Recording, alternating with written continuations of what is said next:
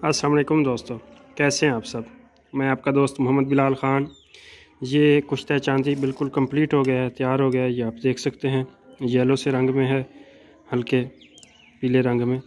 तो इसको पान के पत्तों के रस में तैयार किया गया है। तकरीबन इसको 20-25 आगें दी गई हैं, उसके बाद ये तैयार हुआ है। सिर्फ चांदी है और पान के पत्तों का इसमें पानी डालकर इसको तैयार किया गया है। इसकी जो खसूसियात है, ये ख़ासकर असाबी कमज़ोरी, पट्ठों की कमज़ोरी, इंतशार का ना आना, नफ्स का ढीलापन और जिस्मानी कमज़ोरी, इन तमाम अमराज़ के लिए ये एक आला किस्म की चीज़ है।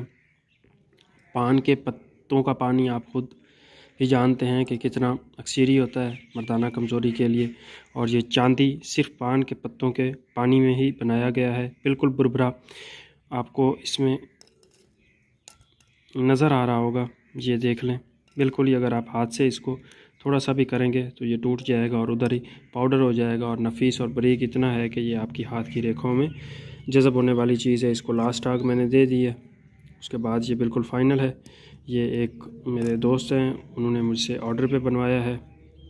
तो अगर किसी और भाई को लेना हो, ज़रूरत हो, चाहिए, तो वो मुझे बता सकता है। उसको ये कुश्ता चांदी मिल जाएगा, जो पान के पत्तों के रस में तैयार किया गया है और अपने आप में एक अक्सीर है।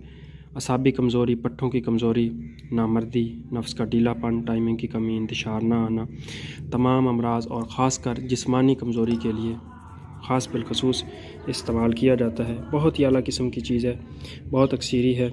1 पाव पान का पानी आपने इसको लगाना है हर आग के साथ। अगर थोड़े से थोड़ा भी लगाएं तो 200 ग्राम तक पानी या 150 ग्राम तक पानी लगाकर इसको खुश्क करके इसको फिर 4-5 किलो की आग दी जाती है। इसी तरह से आपने इसको आगे देते जाना है। जो लास्ट आग है वो आपने इसको 10-12 किलो की देनी है।